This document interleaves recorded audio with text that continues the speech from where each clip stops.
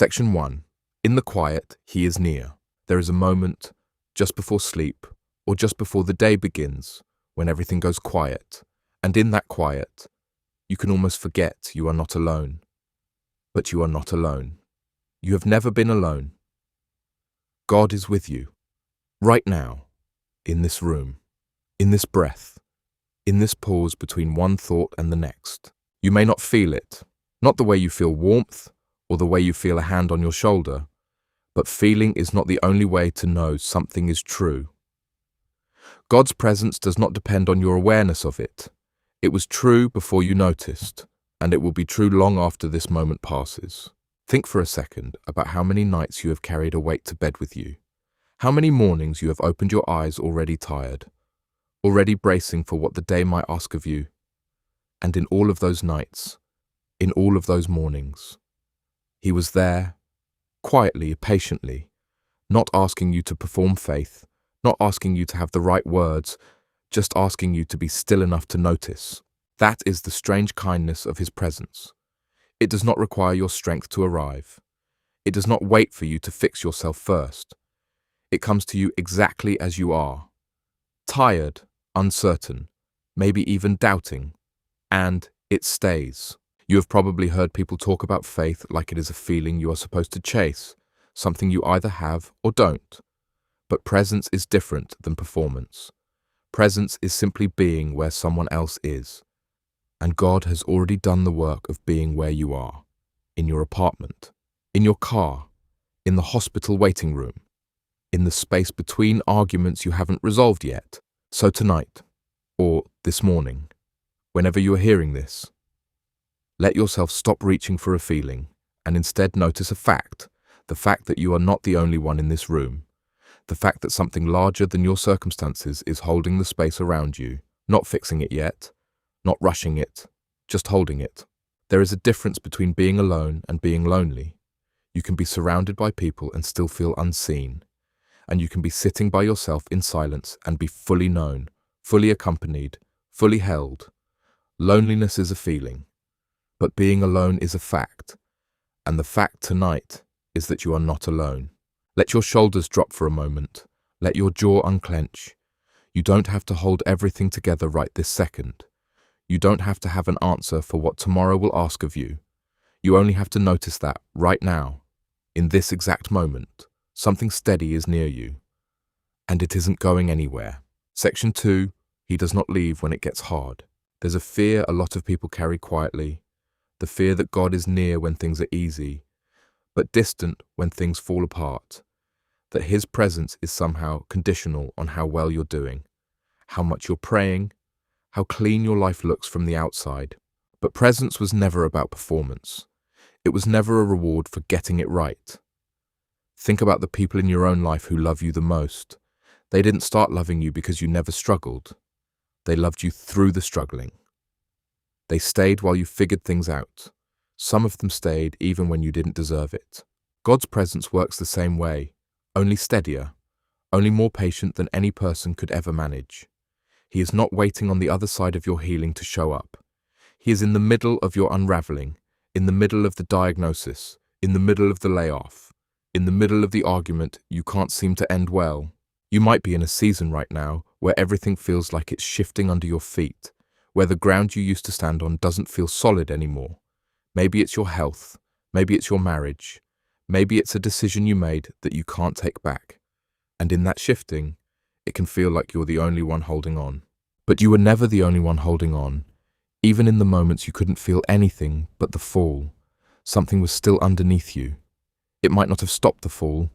It might not have answered the way you wanted, but it was there. It has always been there. There's an old idea that gets repeated a lot, that difficulty means distance, that suffering means you did something to push God away. But that idea doesn't hold up against the way real love actually behaves. Love doesn't leave during the hard parts. It leans in. It stays close. It sits in silence with you when there's nothing left to say. So, if you're in a hard season right now, if today has been heavy, if this week has taken more out of you than you had to give, let this be the thing you carry instead of the fear. You have not been abandoned. You have not been forgotten. You are being carried through this, even in the moments you can't feel the carrying. Section 3. Presence without explanation. One of the hardest parts of pain is not knowing why. You want a reason, you want to understand what this is for, and sometimes the answer just doesn't come. Not in the timeline you wanted, maybe not ever. That silence can feel like absence. Like if God really cared, he would explain himself. He would give you the reason behind the loss, the diagnosis, the years that seem to go nowhere. But presence and explanation are not the same thing. You can have one without the other. And it turns out, presence is the one that actually sustains a person through the hardest nights. Think about the people who have sat with you in your worst moments. The friend who didn't try to explain your grief away. The parent who just stayed in the room. They didn't have answers either, but their presence was enough to get you through the night. Not because it solved anything, but because you weren't alone in it. God's presence works that way too. It doesn't always come with an explanation attached. Sometimes it just comes quiet, steady, willing to sit with you in the not knowing. And there is a strange kind of peace available in that. Not the peace of having it all figured out, but the peace of not being alone in the confusion. You don't have to understand everything to be held by something. You don't have to have the theology worked out, or the timeline resolved, or the reason revealed. You only have to be willing to notice that something is with you in the waiting. And that noticing, small as it is, can be enough to get you through today. So let go, just for a moment, of needing the whole picture. Let go of demanding the explanation before you'll accept the comfort. The comfort is already here. It was here before your questions started, and it will still be here after they're answered, or after they're not. Section 4. Small, ordinary moments. We tend to look for God in the big moments, the miracle, the dramatic answer, the moment everything suddenly makes sense. But presence usually shows up smaller than that, quieter than that, in ways easy to miss if you're only watching for the spectacular. It shows up in the friend who calls at the exact right time, in the stranger who says something you needed to hear without knowing they said it, in the unexpected quiet of a Tuesday afternoon when nothing is demanding anything from you, in the fact that you woke up this morning and your lungs still knew how to breathe without you telling them to. These are not proof in the way people sometimes want proof. They're not a voice from the sky, but they are evidence of a kind. Evidence that something is paying attention. Something is arranging small kindnesses into your path even when you're not looking for them. Think back over the last year of your life. Not the highlight reel, the ordinary parts, the meals you didn't go without, the roof that stayed over your head, the conversation that shifted something in you without either of you realizing it was happening. Those weren't accidents stacked on top of accidents. Those were presents, woven quietly into an ordinary life. You don't need a burning bush to know God is near. You need eyes willing to notice the ordinary, the meal on the table, the person who checked on you, the fact that you're still here, still breathing, still trying. Those are not small things. They are the fingerprints of a presence that doesn't always announce itself. So today, pay attention to the small things, the ones you'd normally scroll past without a second thought. The warmth of sunlight through a window, the sound of rain against a rooftop at night, the fact that someone thought of you today without you asking them to. Let those small things remind you that you are being kept, quietly, constantly. Section 5, when you can't feel anything. There will be seasons, maybe you're in one now, where you don't feel much of anything, not peace, not comfort, not even sadness really. Just numbness, a kind of flatness that makes it hard to believe anyone is near, let alone God. This is one of the hardest things to talk about honestly, because a lot of people will tell you that if you just prayed harder or believed more, you'd feel something. But that's not always true, and it's not fair to the people going through it. Feelings are not a reliable measurement of presence. They never were. Your nervous system gets tired. Your emotions can go quiet after carrying too much for too long. That's not a spiritual failure. That's a human one. And it doesn't mean you've been left behind. It means you're exhausted. And exhaustion doesn't cancel out what's true. It just makes it harder to feel. God's nearness in a season of numbness is less like warmth and more like weight-bearing. Like a floor holding you up even when you can't feel your feet on it. You don't need to feel the flaw for it to be doing its job. You just need it to be there. And it is. If you are in a flat season right now, a season where nothing feels like anything, let this be permission to stop performing an emotion you don't have. You don't have to manufacture peace to be held by it. You don't have to feel close to be kept close. The holding does not depend on your ability to sense it. Give yourself the mercy of just existing through this part. You don't have to solve the numbness today. You don't have to force a breakthrough. You only have to keep breathing, keep showing up to your own life. One small task at a time. And trust that presence is doing its quiet work underneath the surface, even where you can't feel it moving. Section 6. He meets you in the waiting. Waiting is one of the hardest disciplines a person can be asked to hold. Waiting for the test results. Waiting for the job. Waiting for the relationship to heal or end or become clear. Waiting, sometimes, for years, for something that never seems to arrive on schedule. In the waiting, it's easy to assume that nothing is happening, that the silence means stillness, that if God were really present, something would be visibly moving by now. But waiting rooms are not empty just because nothing dramatic is unfolding in them. Think about what actually happens while you wait. You grow, slowly, in ways you can't always name in the moment. You develop a patience you didn't have before. You learn what you can actually live without. You discover which relationships were built to last and which ones weren't. None of that happens instantly, and none of it happens without you noticing that time is passing. God is present in the waiting, the same way a parent is present while a child grows. Not rushing the growth, not skipping the parts that are boring or hard, just staying close through all of it, through every stage that feels like nothing is changing, until one day you look back and realize everything changed. If you are waiting on something right now, a healing, an answer, a door to open, let yourself believe that the waiting itself is not empty time. It is being used, quietly, in ways you may not be able to measure yet. And you're not waiting alone. You never have been. The hardest part of waiting is usually not the waiting itself. It's the fear that you've been forgotten in it, that everyone else's prayers get answered faster, that everyone else's doors open sooner. But timing is not the same as attention. You have not been forgotten. You are being attended to, even now, even in this delay. Section 7. Even in the storm. There's an image a lot of people carry of a storm at sea, waves crashing over the sides of a small boat, wind so loud you can't hear your own thoughts. And somewhere in that storm, the idea that whoever is meant to be steering has gone quiet, gone missing, gone somewhere you can't reach them. Storms in life rarely announce themselves ahead of time.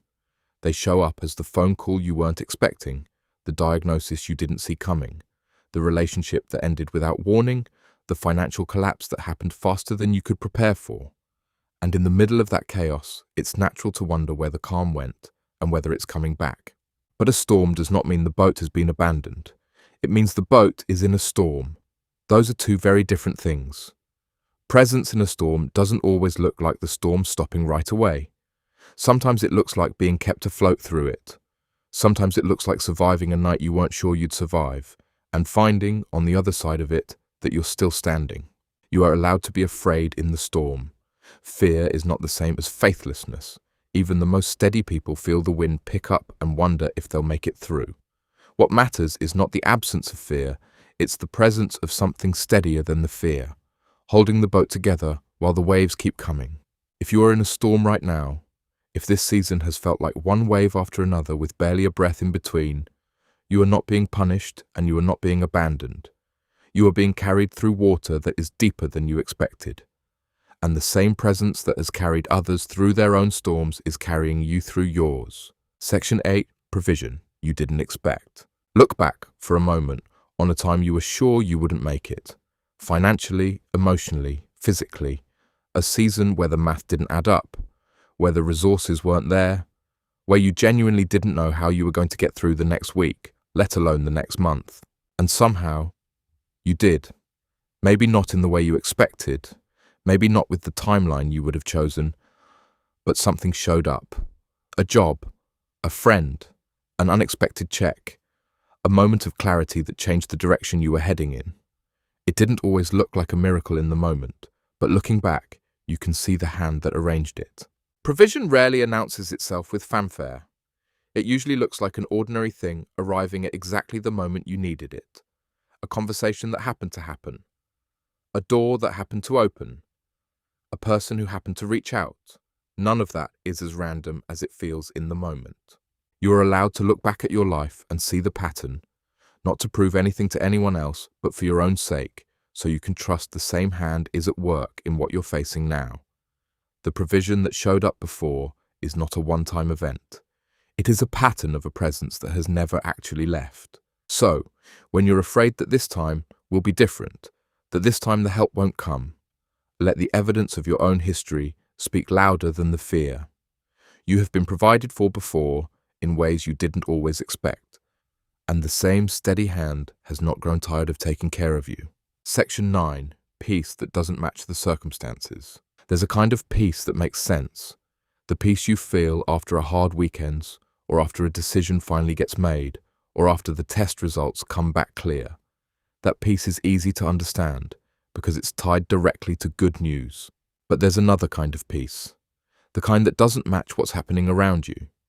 The kind you feel in the middle of a diagnosis, or a loss, or an uncertain season, when nothing on paper looks okay, but something in you is unexpectedly steady.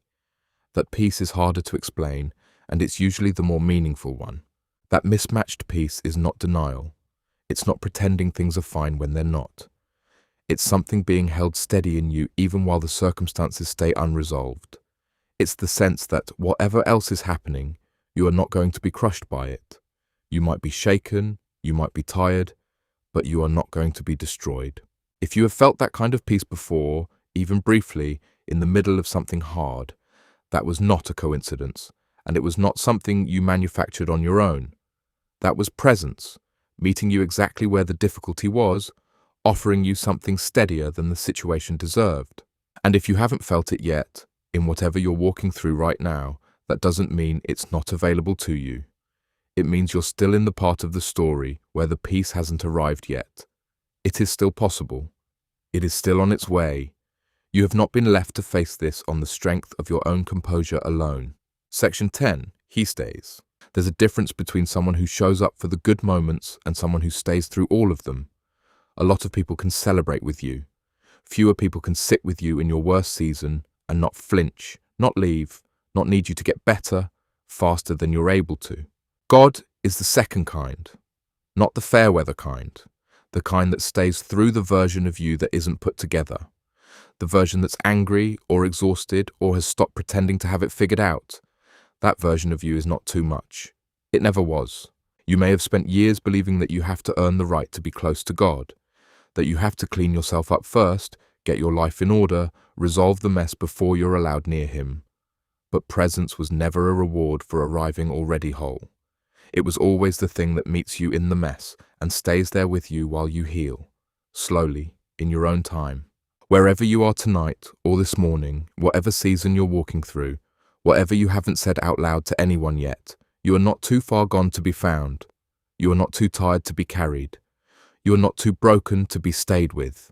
Let that be the last thing you carry from this. Not a list of things to fix about yourself. Not a set of steps to take before you're allowed to feel close to God. Just the simple, steady fact that He is with you. In the quiet, in the waiting, in the storm, in the numbness, in the ordinary Tuesday afternoons. In all of it, He has stayed and He is staying, and He is not going anywhere. Rest in that tonight. Let your body finally believe what your mind has been trying to accept. You are not alone. You have never been alone.